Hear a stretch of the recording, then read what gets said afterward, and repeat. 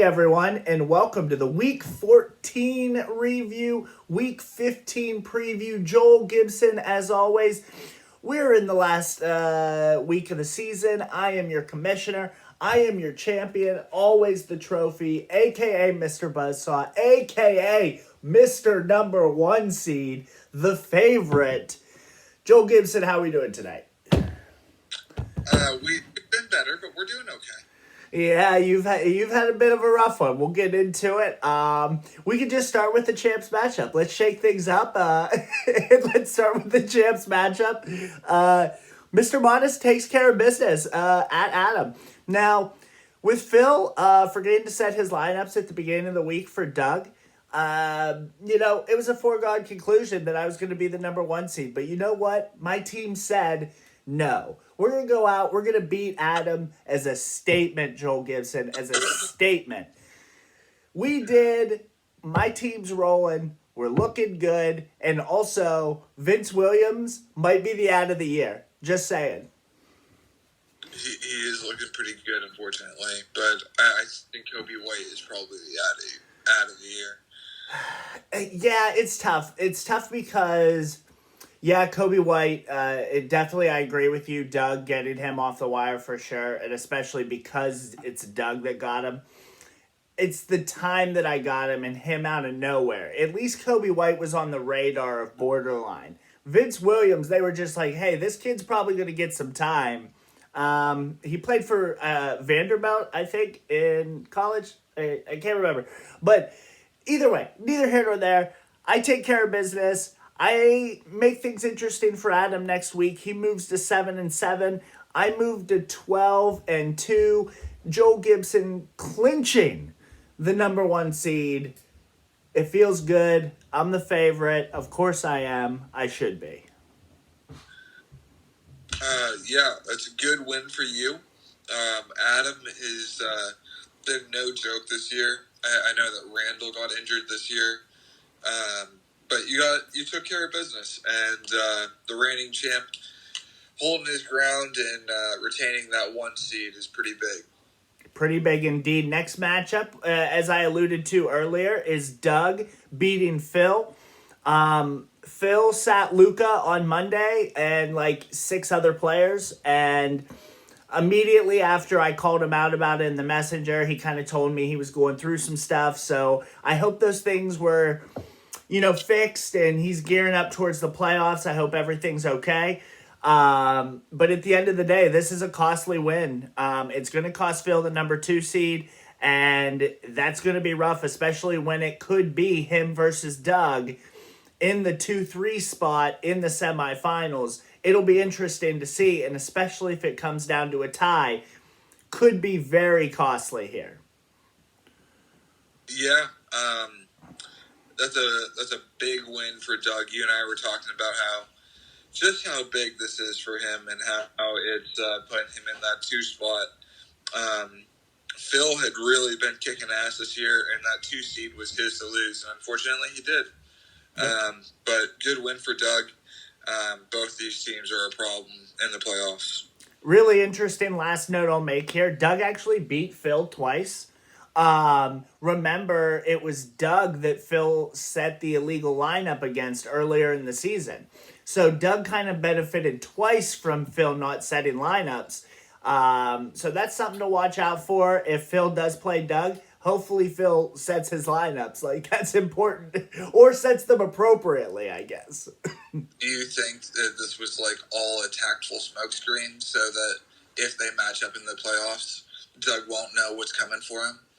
I don't know, but this is an elaborate ass smokescreen, if that's what it is. That is wild. Next matchup, we have Cody beating Neiman.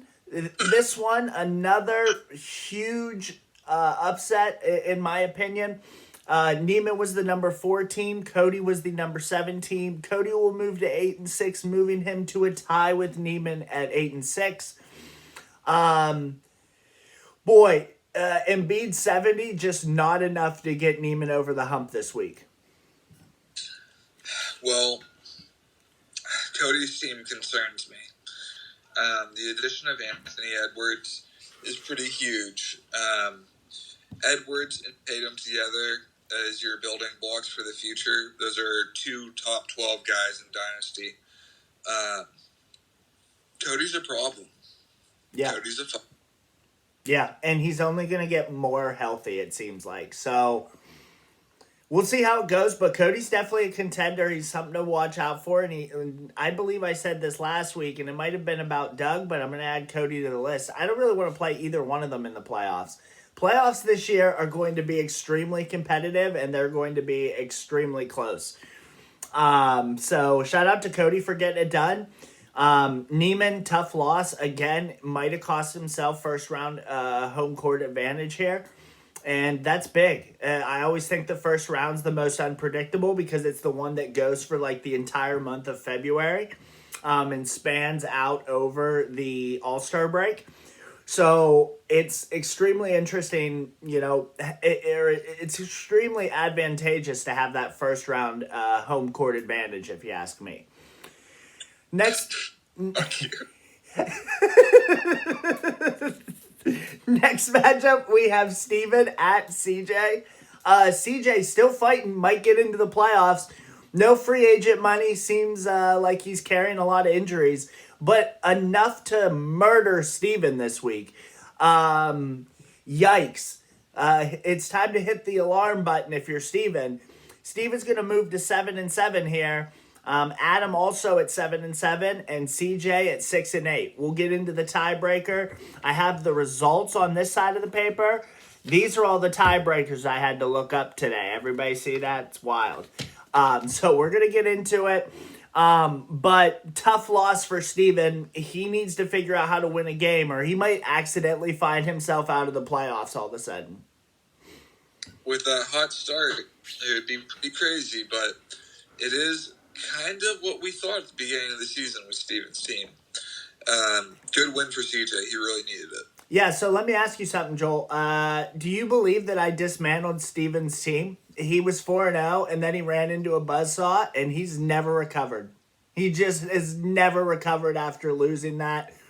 He's only won 3 games since then, and he's lost 7.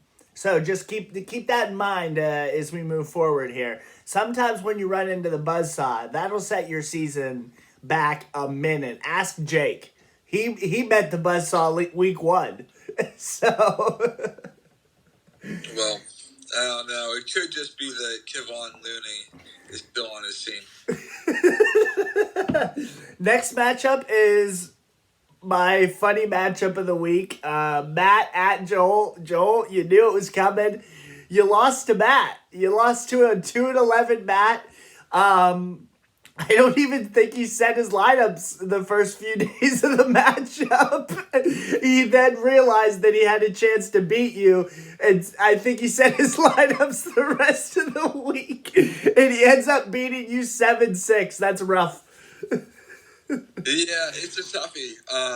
But truthfully, I missed games from Shaden Sharp, Darius Garland, Isaiah Hartenstein, Cameron Johnson, Zion, Miles Turner, Kyrie Irving, Pascal Siakam sat a game, and all of the Halliburton games. So 9 of my team sat games this week, if not sat all the games this week. Which it's pretty tough to win against anybody when over half your roster is out. So I'm really not reading into this too much. Matthew needed the win more than I did. We're just kind of hibernating till playoffs over here, resting up, getting these injuries right, and we're going to be just fine come playoff time. You watch. Yeah, we'll see how far you fall down in the standings in that time, because, boy, it is getting ugly for Joel. He moves to 8-6, and Matt moves to 3-11. Matt realized that he didn't have his number 1 pick and has won the last 2 weeks, I think. So, just makes me laugh. Last matchup is the sleep, I don't give a shit matchup. Kyle at Jake. Kyle wins. That's all I'm going to say about it. Both are eliminated anyway. I don't care. Yeah, at this point, they're both eliminated. They're both going for drafts. Yep, and they'll be in the battle for the first round pick. So battling it out for seeding in the battle for the first round pick, I guess. With that being said, we'll get into the final week of the season, Joel Gibson. Man, this season flew by. This is week 15 all of a sudden. This season absolutely flew by. The first matchup is Mr. Modest, guaranteed number 1 seed. Doesn't matter what happens this week for him. At Steven, that has everything to lose. Absolutely everything to lose. And you might be asking, Joel, why does he have everything to lose? Well, I'll tell you. If CJ ends up winning this week, who plays Kyle, a relatively weak opponent, and Steven loses to me, Steven will actually be eliminated from playoff contention because CJ and Steven split the series. So CJ winning against Steven was so big. And CJ has about 150 more total points than Steven. So unless Steven outscores and outcycles CJ by like 150, it's right around there. It was obviously changing. The last game is still going on, but it's right around 150. There is a situation where Steven misses the playoffs, and this season was for naught, and he's going up against a team that is rolling right now. I do take bribes, Steven, so feel free to text me, but otherwise, I'm still setting my lineups, big fella. Steven, I'm picking you. You need to suck into death. Yeah, because I'm going to be incentivized to cycle like for no reason. It'll be great. You know what I unlike Steven, when Steven first played me earlier in the year, he said that he wasn't going to cycle, and then like Friday or Saturday started cycling. I tell you what, I guarantee that I will not add a player until Sunday. And that'll be to play on Monday. So, Steven, I have told you my game plan. Good luck to you, buddy. But still going to be hard to beat me with how my team's playing right now. Get him, Steven. Next matchup with huge playoff. Actually, the next 2-3 matchups, huge playoff implications. First one is Neiman, who's 8-6, against Phil, who is 9-5. By the way, I have Steven at number 8 in the power rankings. I have Neiman at number 5, and I have Phil at number 3. Now, with a win here and a Doug loss, Phil can still get the 2, but Doug plays Matt. So, even with a win, if Doug wins, Phil will be the 3 seed, but winning here against Neiman will certainly go a long way. He'll guarantee himself a top 3 spot, and we might just get that Phil Doug 2-3 that we were talking about earlier. It'll certainly be interesting if they both reach the semis. And Doug's the home team instead of Phil. So, with that in mind, I'm going to pick Phil. I think he's going to set his matchups here. Neiman lost to Cody. And I think Phil is better than Cody right now. In the next couple years, probably not. Right now, Phil is better than Cody. Man, that's close. For Phil, between Phil and Cody? No, Phil and Neiman. I swear you just said Phil and Cody, but sorry, for Phil and Neiman, I'm picking Phil. Yeah, I said Cody because Cody just beat Neiman. That's why I said Cody. I see. My bad, but yes, I'm Phil against Neiman. Even though it has been a monster. It's all those cold medication. And also, I realize as we're shooting this video, half of your face has been on the screen. If you move to your right just a hair, there you go. You're in the screen now. Right. You looked like Two-Face the whole time. Just how we planned. You overcorrected. Now you're there you go. Now you're in the screen. Don't move your face. Okay. Yeah, we both picked Phil. I would love to see that 2-3 matchup in the semis. That would be extremely interesting, only because Doug has 2 wins against Phil, and Phil has had some lineup blunders against Doug. So that's what I'm hoping for. Next matchup is Joel at Cody. Joel, I have you at 4 here against Cody at 6. Now, the only reason that I have Cody at 6 is because let me just run through these here. Neiman has beat Cody. Cody's beat Neiman. They split their series. You have beat Neiman. Neiman's beat you. You split your series. Cody has beat you once already. You're playing him now. Now, you actually in the total points are 300 more than Neiman and 450 more than Cody. So, any ties, and with a win against Cody, any ties between you, Cody, and Neiman, you technically have the tiebreaker by a landslide. So, having the tiebreaker against Neiman plus the points, if Neiman loses to Phil and then somehow you lose to Cody, you still beat Neiman, which is why I have you a higher rank there. And again, that's also assuming that Neiman loses. So Neiman loses, Cody loses, you win, you're the 4 seed. That's why I have it set up that way. Now, you 3 are 8 and 6. That's kind of the middle of the pack. Hugely important matchup. Halliburton's supposed to be back this week. I think you might get Garland towards the end of the week. We'll see what Cody's health is like. But you losing to Matt is really, really difficult, and you're the away team here. It's tough to pick Joel here. It's tough to pick him, even though I put him higher in the power rankings. I had to based on tiebreakers. I think I'm going to pick Cody at home. He's going to be motivated. If you're injured, there's no real reason for you to cycle because you're just going to be where you're at. But the biggest thing here is you can fall from 4 to 7 quick, fast, and in a hurry if you end up losing this matchup. Yeah, we'll see what happens. Halliburton's supposed to practice tomorrow, but I don't know if that means he's going to play. If Halliburton and Garland are not playing in this matchup, I really don't stand a chance. Kyrie Irving has already been ruled out for Monday. So if my 3 best players miss this whole week, this week is just another wash. So we'll see what happens. Hoping for some health to come my way, but ultimately I think I'm picking Cody just because I'm not sure that we're going to shake the injury bug until playoffs. Yeah, and also keep in mind, if you fall from 4 to 7 and you are the 7 seed, likely first round matchup, you versus Doug. Oh, how the storylines have written themselves this year. I love it. I absolutely love it. It might work out.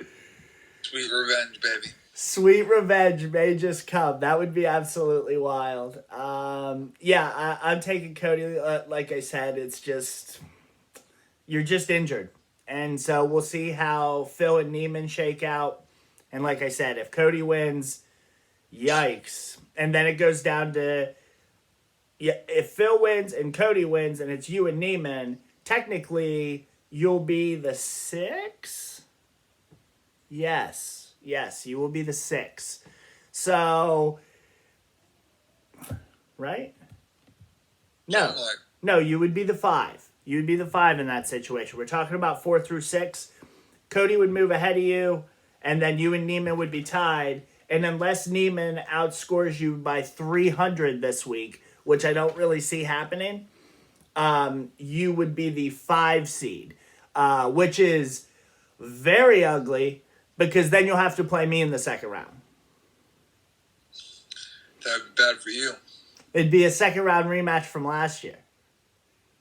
That'd be bad for you. I'd love to AI step over you as I triumphantly return to the podium. Good luck. Next matchup is Kyle at CJ. CJ has to win this to get in. And he has to also bribe me to beat Steven. So again, I do accept bribes.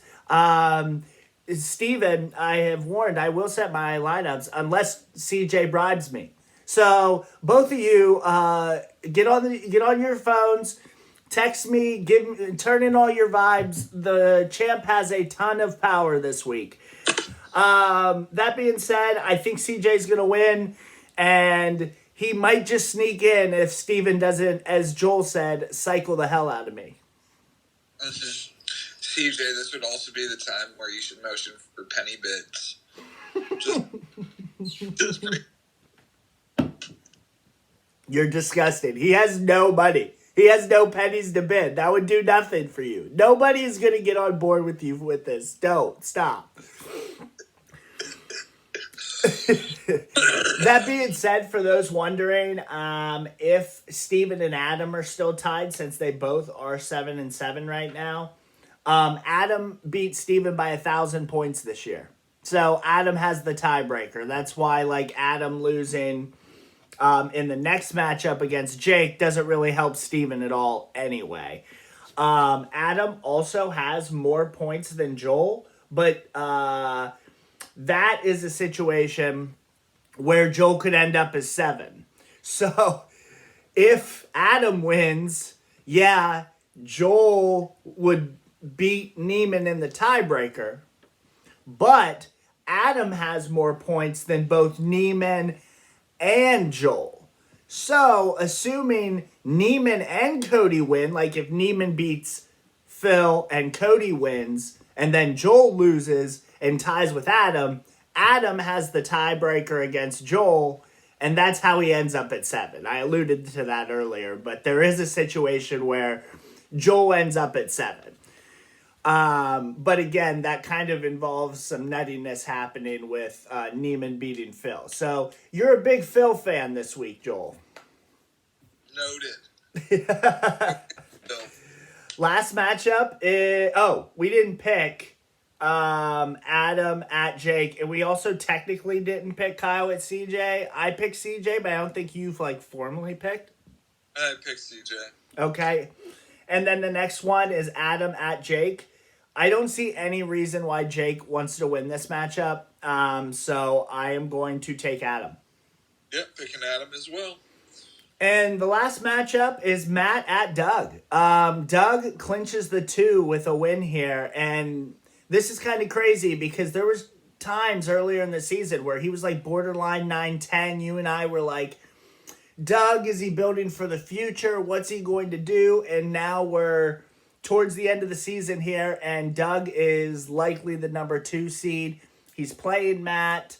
I don't know. I just think Matt doesn't really stand a chance here. Doug's motivated, and yeah, I don't see any reason why he would even risk trying to let Phil win or get back into the 2 seed, especially when that would put him at the 3 seed. It's a big deal. So I'm gonna go with Doug. Yeah, I'm picking Doug as well. SGA is just really, really good. He's really good. I will love to beat Doug in the championship if that happens. I would love to beat Phil in the championship. I would love to beat Joel Gibson in the championship. I'd love to beat anybody in the championship, if I'll be honest with you. So this is our last week of the regular season. Feels good that I can just breathe easy and let my guys get nice and healthy. Planned for the first week of playoffs, and look out because Daddy's number 1 seed this year, everyone. Yes. Well, you might be the 1 seed, but it's not going to be enough to save you. We'll see how it goes. It's been pretty fruitful for me thus far. That being said, good luck to everybody. Steven and CJ, I accept nudes as well as bribes. I promise not to spit a liquid at everyone this week. I keep watching it because it kind of makes me laugh. But that being said, like I said, good luck. Another great season from everybody. And just, thank you all for, doing this. It truly is one of my loves and passions. Every year I just love doing this stuff with you guys, and I know Joel loves doing the videos even when he's losing and falling down the rankings. It's totally fine. Everything is fine over there, everyone. Just remember that. That's been Joel's motto this year. Everything is fine. Everything is fine. There's no reason to panic. All right. We'll see you guys next week, and good luck. See ya.